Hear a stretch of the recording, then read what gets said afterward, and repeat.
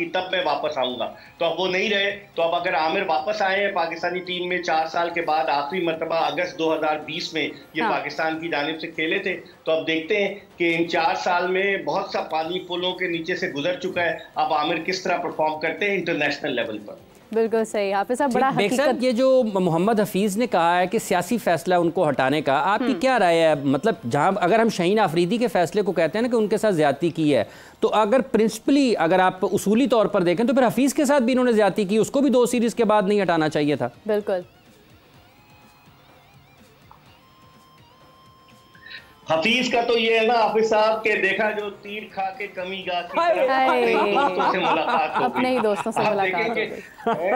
हफीज को लाने वाले कौन थे? वहाब रियाज थे। आप खुद सोचे कि वहाब रियाज ने फिर उनसे हाथ हटा लिया, और खास तौर पर उस मामले पर वहाब रियाज ने अपने आप को हफीज से फासले पर किया कि जब सलमान को सिलेक्टर बनाया गया तो वहाब रियाज उन्हें सपोर्ट करेंगे, लेकिन वहाब रियाज ने उन्हें सपोर्ट नहीं किया, और वहाब रियाज ने सारा मुद्दा जो है वो डाल दिया हेड कोच पे या दीगर लोगों पर। और रात को आपको याद है इमरजेंसी में उन्होंने प्रेस कॉन्फ्रेंस की, उस वक्त के निगरान वजीर आजम अनवारुल हक काकड़ ने जो नोटिस दिया था।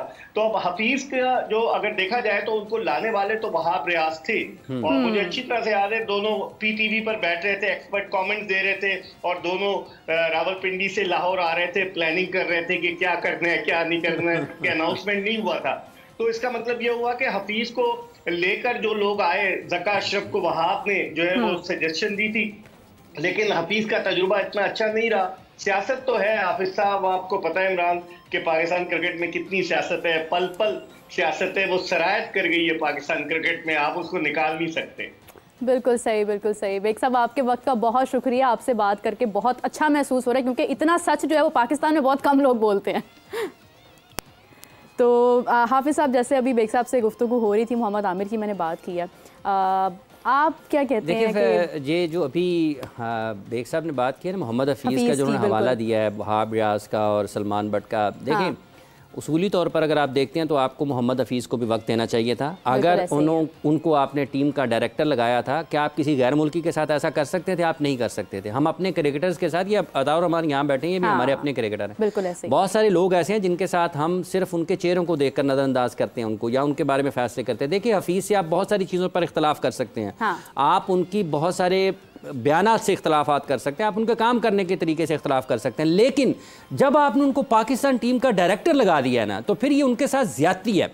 मतलब उनके साथ नाइंसाफ़ी है कि आप उनको 2 के बाद हटाते, 2 सीरीज़ के बाद हटाते, फिर उनको आपको वक्त देना चाहिए था, और कुछ नहीं तो कम अज़ कम वर्ल्ड कप तक तो उनको आपको वक्त देना चाहिए था। मतलब कम अज़ कम मैं ये कह रहा हूँ, वैसे ये भी ज्यादती है कि आप उनको वर्ल्ड कप के बाद हटा देते, उनको कुछ वक्त मिलता ताकि वो जो करना चाहते थे पाकिस्तान के क्रिकेट के लिए, लोगों को पता चल जाता ना कि वो अहल हैं या नहीं है, वो बासलाहियत हैं मैनेजमेंट के मामले में या नहीं है, ये वक्त के साथ साथ पता चलता। ये अगर उनमें कुछ खराबी थी या खामी थी तो आपको उनको लगाने से पहले सोचना चाहिए था। और जहां तक ताल्लुक वहाब रियाज का है, देखें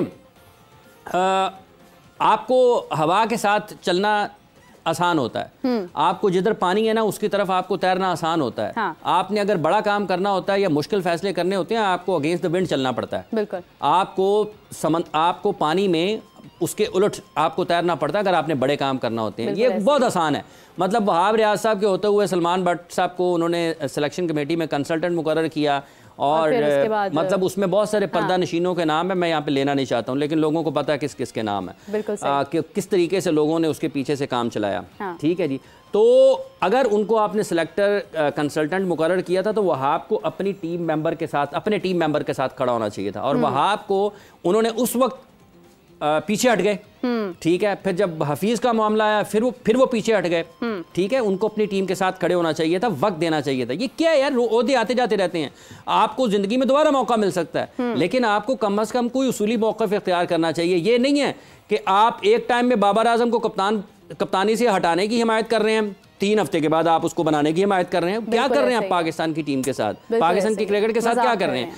तो पहले उन्होंने सलमान बट साहब के साथ नाइंसाफ़ी की, पहले आपको उनको लगाना नहीं चाहिए था, लगाना चाहिए था तो आपके ऊपर प्रेशर आया तो आप कहते ठीक है ये जा रहा है तो मैं भी जा रहा हूँ। नसीम अशरफ साहब जब चेयरमैन थे पाकिस्तान क्रिकेट बोर्ड के, मुशर्रफ साहब को जब ओहदे से वो अलहदा हुए सदारत के, जब वो अलहदा हुए तो उसी दिन नसीम अशरफ ने अपने ओहदे से इस्तीफा दे दिया था, चले गए साथ। ठीक है, ये बड़ी मुश्किल चीज़ें होती हैं। फिर उन्होंने हफीज़ को जब साइड पे किया तो वो उनके साथ वो सीनियर टीम मैनेजर बन के उसकी जगह पर खड़े हो गए। हाँ। तो ये क्या तरीका है? मतलब आपको कहीं ना कहीं तो खड़े होना चाहिए ना किसी एक जगह पर। बताएं जी। अताउर रहमान साहब मुस्कुरा रहे हैं। सिर्फ मुस्कुराना से आए हो?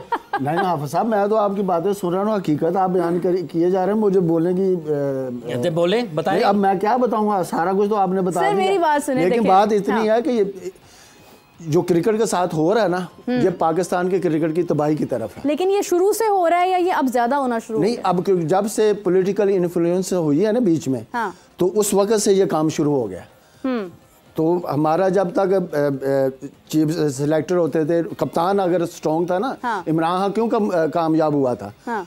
इसलिए कि वो अपने डिसीजन लेता था, वो अड़ जाता था प्लेयर पे। यहाँ पे ये हो रहा है कि अपनी कुर्सी बचाओ, दूसरा चाहे बाढ़ में जाए कहते हैं अपनी कुर्सी बचाओ। हाँ जी, यहाँ पर कहते हैं। और ये तो आप ओहदे की बात करें, लोगों के करियर तबाह कर दिए हैं लोगों ने अपने आप को बचाने के लिए। दूसरों की कुर्सियों के साथ भी मजाक हो रहा है।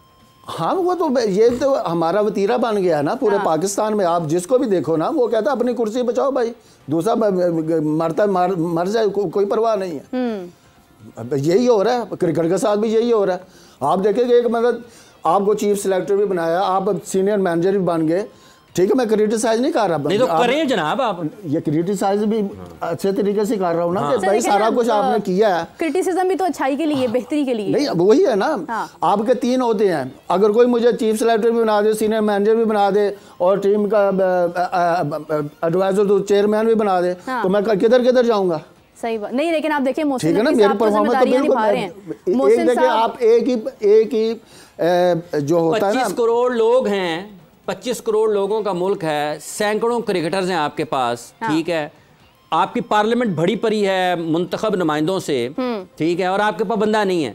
क्या जुल्म है यार मुल्क के साथ। लेकिन देखिए तासब मोहसिन साहब भी निभा रहे हैं ना, वो देखे ना, वफाकी वजीर और उसके बाद चेयरमैन, तो हिम्मत भी तो है ना हमारे यहाँ के लोगों में। नहीं, ये तो मैं बता रहा हूँ, चेयरमैन उनको मिली है, चेयरमैनशिप मिली है, देखें किस तरह मिली है। हाँ। ठीक है ना, आप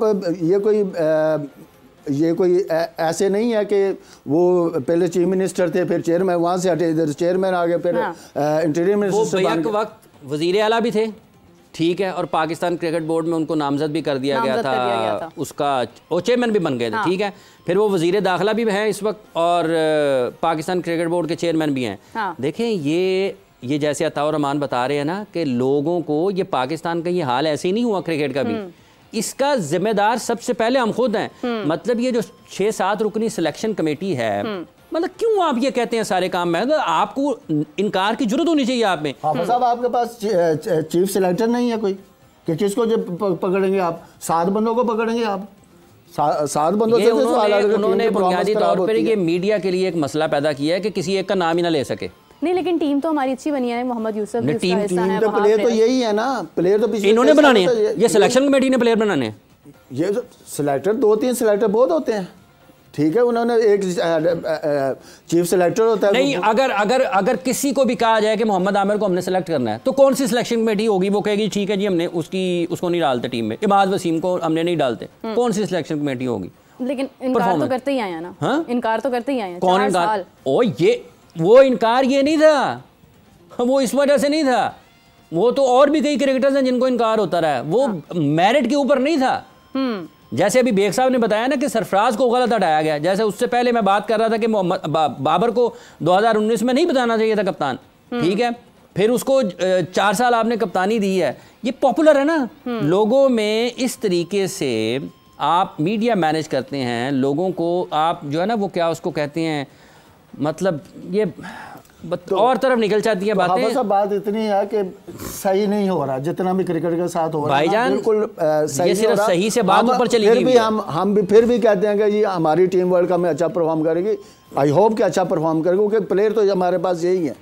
इनसे अलावा क्योंकि हमारे पास पीछे बैकअप भी नहीं है, बैकअप हो तो मैं आमिर टीम में ना आता, 4 साल का गैप है, 4 साल बाद आप उसको लेकर आए, इसका मतलब ये है कि आपके पास उसके बैकअप नहीं है, रिप्लेस नहीं 50 मैचेस में 59 के करीब उनकी विकेट्स हैं हाफिज साहब, 50 मैचेस 59 विकेट्स।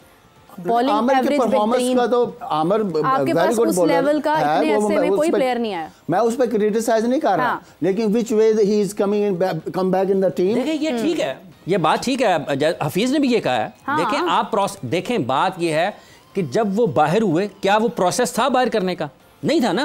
तो जब दो गलत चीजें एक को ठीक दुरुस्त साबित नहीं कर सकती ना। जब उनको बाहर हुए, रिटायरमेंट हुई, वो भी गलत थी। अब जैसे आप उनको लाए हैं, ये आपकी बेचैनी को जाहिर करता है कि आपको लगता है कि यार हमने अपनी कुर्सियां बचानी है, कोई अच्छे लोग डालो। देखो ये भी इसीलिए डाला गया, देखें जी जो हमारे पास बेहतरीन खिलाड़ी दस्तियाब थे, हमने उनको पाकिस्तान की टीम में डाल दिया। अगर पाकिस्तान की टीम नहीं जीती तो हम क्या करें? ये अपने चेहरे बचाने के लिए ये काम करना बड़ा आसान होता है। विराट कोहली भी कप्तानी से हटे, क्या दोबारा इंडिया उनकी तरफ गया है? नहीं, इंडिया के पास उन्होंने आगे से 3-4 कप्तान और बना दिए, उन्होंने 3-4 कप्तान आगे से और तैयार कर दिए हैं। ये पाकिस्तानी है। उन्होंने अजिंक्य रहाणे को और उसको ड्रॉप किया पुजारा को टेस्ट मैच के लिए। 5 टेस्ट मैचों की सीरीज उन्होंने अपने मैदानों पर खेली है, वो वापस उसकी तरफ नहीं गए। वो कभी जुरैल को खिला रहे हैं, कभी सरफराज को खिला रहे हैं, मेरा ख्याल तिलक को भी उन्होंने उसमें खिलाया है। वो तो वापस नहीं गए। वो तो कप्तानी में हारने के बावजूद नहीं विराट के पास के जी आपको कप्तान बना रहे हैं दोबारा। ये पाकिस्तानी 3 महीने बाद क्यों कप्तान बनाने के लिए जाता है? ऑप्शन नहीं है ना कोई और। ऑप्शन हमेशा होते हैं। ऑप्शन यही होता है कि आप कप्तान तैयार करें डोमेस्टिक में, ठीक है ना। वो क्या करते हैं, इंडिया वाले क्या करते हैं कि अपने कप्तान, यंगस्टर कप्तान को आईपीएल में ऑप्शन कहते हैं ऑप्शन नहीं है। ये सिलेक्शन कमेटी में 7 ऑप्शंस कैसे आ गई हैं? कैसे आ गई हैं? ये आप कोच लगाते हैं, वहां पर ऑप्शंस कैसे आ जाती हैं? मतलब ये है कि आपने जहां पर काम करना होता है वहां पे ऑप्शंस आ जाती हैं। कोच तो वैसे ही इसका मतलब ये आपको पता ही नहीं है कि पाकिस्तान की क्रिकेट के मसाइल का आपको पता ही नहीं है। आप सिर्फ अपने अपने लोगों को लगाने के लिए आए हैं। हाफिज साहब, दरअसल यहाँ पर काफी ऐसे लोग भी मौजूद हैं जिनका अपना ताल्लुक क्रिकेट से है ही नहीं, तो कैसे जो है ना क्रिकेट से जिनका ताल्लुक है उनके भी काम वैसे ही है। हाँ देखिए, अपने ये मशवरे कौन दे, मोहसिन नकवी साहब को मशवरे कौन दे रहा है? उनके इर्द गिर्द क्रिकेटर्स ही है ना। लेकिन कौन क्रिकेटर्स हैं जो ऐसे मशवरे दे? मैं तो कहता हूँ सबसे अच्छा चेयरमैन साहब को एडवाइज़र रखने नहीं चाहिए। सबसे अच्छे एडवाइज़र आपके मीडिया है। जितने आप जर्नलिस्ट, जितनी ये हाफिज साहब हैं, मिर्ज़ा इकबाल बेग साहब हैं, यहिया हुसैनी हैं, ये इनके पास सबसे ज़्यादा इंफॉर्मेशन होती है, ग्रास रूट से भी ऊपर तक, ठीक है। तो इनके साथ मैं तो चाहता हूँ कि मीडिया मोहसिन साहब को जरूरत भी नहीं है, वो तो खुद हर जगह पर आगे होते हैं, मुलाकात कुछ एडवाइजर ही मारते हैं बंदे को, एडवाइजर ही बंदे को मरवाते हैं। एडवाइजर ईमानदार हो ना तो उसका जो वैसे मीडिया को कोई जरूरत नहीं है उनको एडवाइजर बनने की। पहली बात नहीं, वैसे भी आप तो मैं जरा बताता हूँ कि उनसे पूछ लेना चाहिए। अपनी बात ना ही कान चारों तरफ खोल कर रखने चाहिए। नहीं, उनको बगैर बजाय पूछने के उनको प्रोग्राम देखने चाहिए। ठीक है, तो और उनको ये पता बहुत है ना। हाफिज साहब कैसे निकले? कौन तो छोड़ दे यार, मसरूफ है क्या, कौन सी मुसीबत पड़ी हुई? जिम्मेदारियां भी बहुत, तो छोड़ दें, एक काम कर लें। मतलब ये कोई उनके ऊपर पाबंदी है कि वो उन्होंने सारी चीजें। अभी इंडिया की आप बात कर रहे थे, रोहित शर्मा का भी मैं देख रही थी कि उन्होंने ख्वाहिश का इजहार किया है। बात कहीं और चलेगी, आप इंडिया की तरफ चल। मैं बस चाह रही हूँ कि हम जरा ना थोड़ा इंपॉर्टेंट चीज की तरफ आए, क्योंकि